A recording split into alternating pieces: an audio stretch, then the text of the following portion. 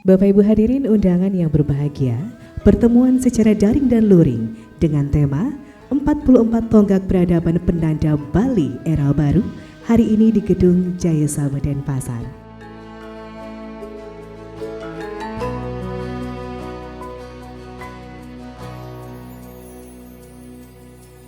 Bapak Ibu hadirin yang Titiang hormati seluruh peserta webinar, PKK melaksanakan 2 tugas sesuai dengan visinya agar apa yang kita inginkan bersama dapat terwujud. Jadi tugas yang pertama Titiang lakukan dengan cara sosialisasi, tugas yang kedua Titiang lakukan dengan aksi sosial, bertemu langsung dengan masyarakat, membantu apa yang menjadi permasalahan masyarakat, mencarikan solusinya. Sosialisasi yang Titiang lakukan tentunya karena PKK memiliki segala keterbatasan. Jadi sosialisasi kami selalu mendampingi para pakar, profesional di bidangnya yang mencakup ke-10 program pokok PKK. Mulai dari penghayatan dan pengamalan Pancasila sampai program yang ke-10 yaitu perencanaan hidup sehat. Dan kali ini Titiang merasa berkewajiban dan sudah saatnya untuk menyampaikan lebih luas lagi, lebih detail lagi apa yang sudah dicapai oleh pemerintahan Provinsi Bali, Gubernur Bali, Bapak Wayan Koster beserta juga Wakil Gubernur Bali, Bapak Soace dan jajaran beliau. Di awal beliau hadir dengan visi Nangun Satkerti Loke Bali. Melalui pola pembangunan semesta berencana menuju Bali era baru. Yang mana era baru sekarang kita sudah berada di era baru. Cirinya adalah ada 44 tonggak peradaban penanda Bali era baru. 44 tonggak ini barang tentu sudah mencakup ke-10 program pokok PKK. Itulah kami merasa berkewajiban karena di samping PKK itu adalah sayap dari pemerintahan yang ada baik di tingkat desa, di tingkat kecamatan, di tingkat kabupaten maupun provinsi, serta di tingkat pemerintahan kita di pusat.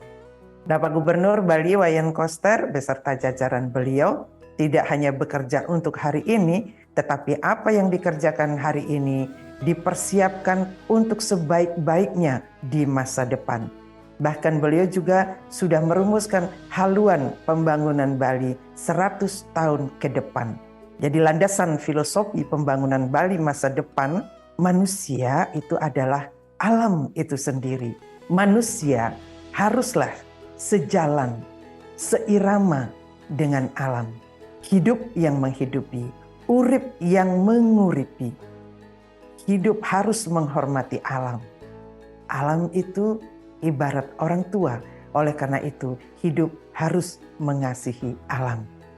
Wejangan-wejangan ini tertuang di dalam Bisame lontar batur kelawasan.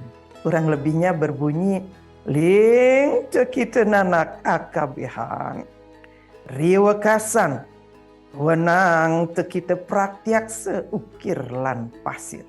Elingan lagi, ukir lan pasir. Ukir pina ke wetuning kare, pasir ngelebur sehananing male.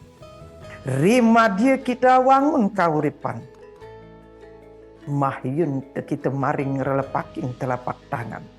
Ayu kameduk aprikose dening prajepati. Yen kita taneling, moga-moga kita tanam rahayu. Doh pangan inum cendek tuh kegeringan lan masuduk maring padutan.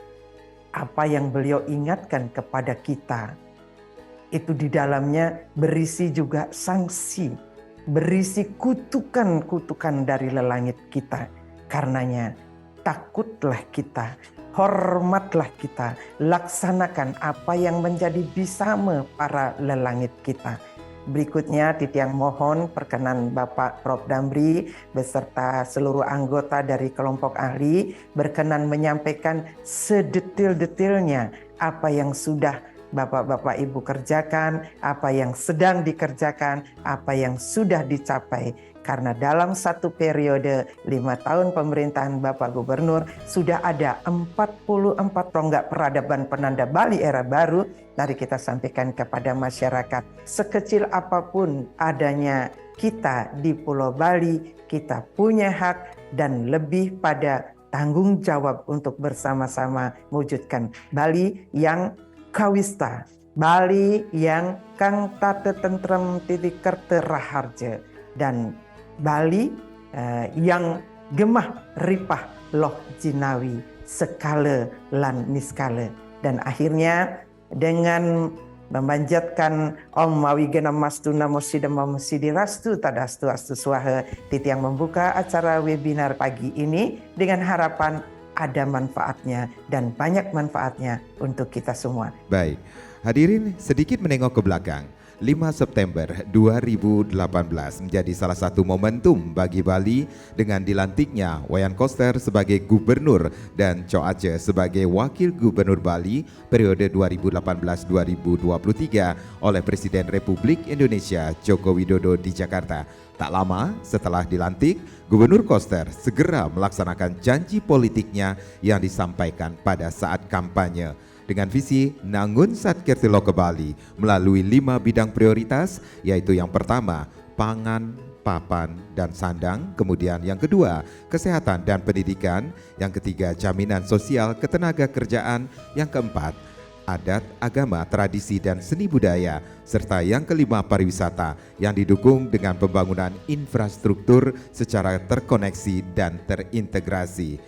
Hampir 5 tahun memimpin Bali sebagai Gubernur Bali, Wayan Koster terbilang berhasil membawa Bali ke arah yang lebih baik, utamanya berkaitan dengan pembangunan infrastruktur, pengembangan dan pelestarian budaya Bali, serta mampu membangun tata kelola desa adat dengan berbagai regulasi yang pro Krama Bali.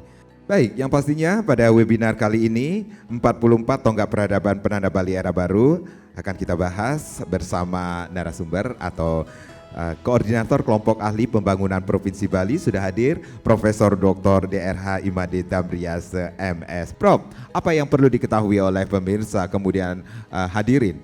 Apa yang harus diketahui tentang 44 tonggak peradaban penanda Bali era baru ini? Silakan Prof. Terima kasih Pak Made Sukadana Karang sebagai moderator pada kesempatan yang baik ini untuk menyampaikan kepada masyarakat terkait dengan capaian pembangunan selama 5 tahun kepemimpinan Pak Wayan Koster sebagai Gubernur maupun Cho Aceh sebagai Wakil Gubernur. Jadi yang saya hormati Ibu Ketua Penggerak PKK Provinsi Bali yang telah menginisiasi acara ini. Jadi 44 tonggak peradaban penanda Bali era baru ini adalah capaian pembangunan dari 5 program prioritas, kemudian program pendukung baik itu infrastruktur, kemudian perekonomian maupun sistem keamanan. Dari 44 tonggak peradaban Bali era baru itu kalau kita kelompokkan menjadi 7. Yang pertama terkait dengan adat, tradisi, seni, dan budaya. Kemudian yang kedua adalah perlindungan terhadap alam dan lingkungan. Kemudian yang ketiga adalah pembangunan sumber daya manusia Bali. Yang keempat adalah pembangunan perekonomian dan pariwisata. Yang kelima adalah teknologi digital, yang keenam infrastruktur, yang ketujuh adalah sistem pemerintahan. Itu 44 tonggak peradaban penanda Bali era baru yang merupakan capaian pembangunan yang merupakan penanda dari Bali era baru.